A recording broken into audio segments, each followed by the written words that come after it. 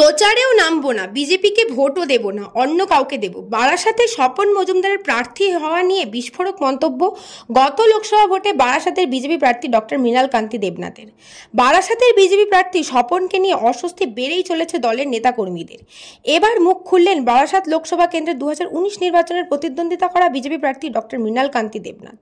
স্বপন মজুমদার নিয়ে যা শুনছি তাতে তিনি নির্বাচনের প্রতিদ্বন্দ্বিতা করলে মৃণালবাবু বিজেপিকে ভোট দেবেন না, প্রচারেও নামবেন না। হাবড়ায় সাংবাদিকদের মুখোমুখি হয়ে এমনটাই জানান বিজেপি নেতা মৃণাল কান্তি দেবনাথ।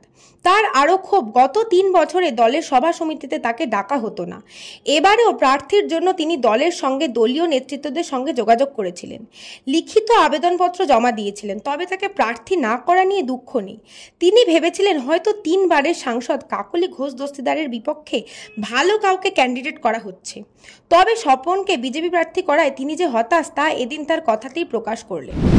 দেখুন, মৃণাল কান্তি দেবনাথ বয়োজ্যেষ্ঠ লোক, আমাদের গুরুজন ব্যক্তি।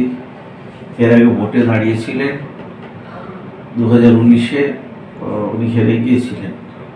তো 2024-এ ওনার দাঁড়ানোর হয়তো কোনো ইচ্ছা ছিল, দল তাকে টিকিট দেয়নি, মানসিকভাবে হয়তো একটু ভেঙে পড়েছে।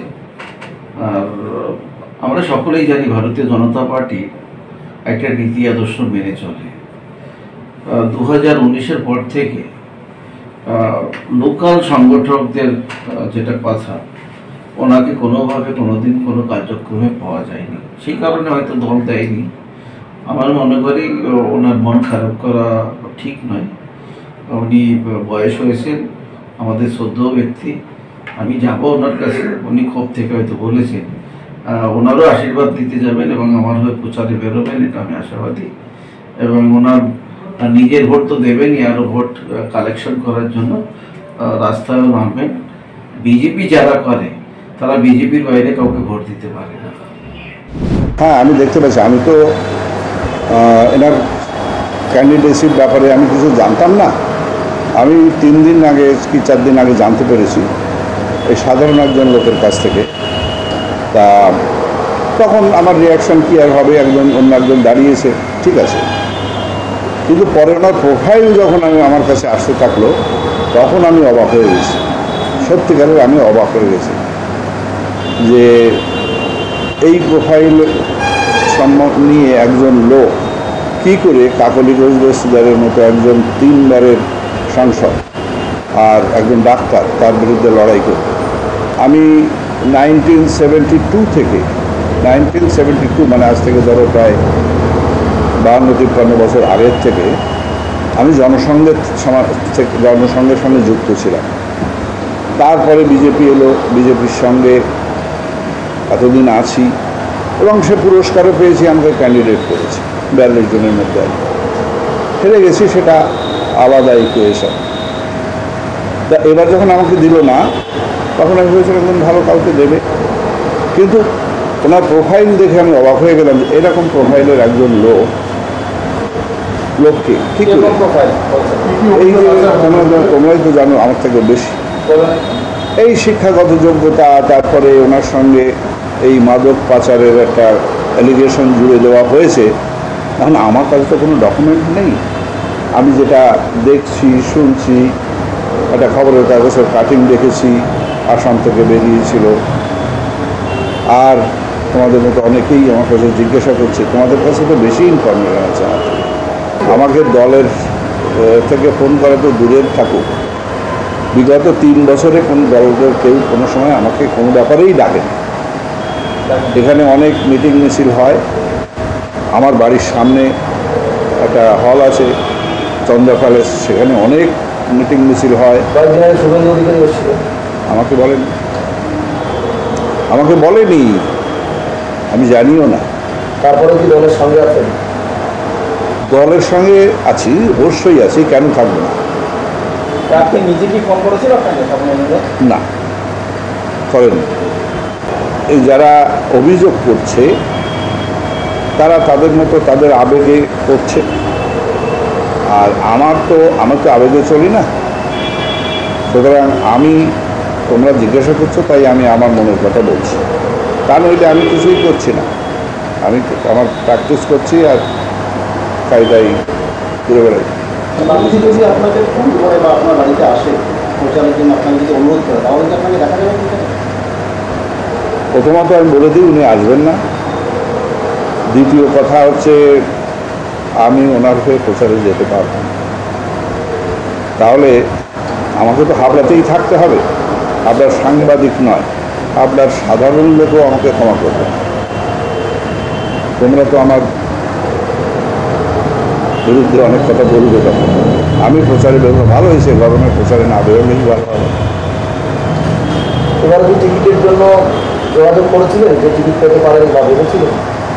অবশ্যই, যেটা প্রথা, আমি সরাসরি বিজেপি পার্টি অফিসে, যে রাজ্য অফিসে আমার অ্যাপ্লিকেশন দিয়েছিলাম। তারপর বারাসাতে RSSের যিনি হেড, তার কাছে নিজের হাতে দিয়ে এসেছিলাম। যেটা করার দরকার সেটা আমি করেছি। সর্বভারতীয় কোনো নেতার সঙ্গে কথা হয়েছিল? না, আমি কোনো সর্বভারতীয় নেতার সঙ্গে কথা বলিনি। ভোট দিতে যাবেন? ভোট দিতে যাচ্ছেন? ভোট তো দেবো, ভোট কেন দেবো না, কিন্তু তৃণমূল কংগ্রেস আর বিজেপি, মানে এনে দাঁড়ালে বিজেপি বাদ দিয়ে আরও তো দল আছে অনেক, নাকি?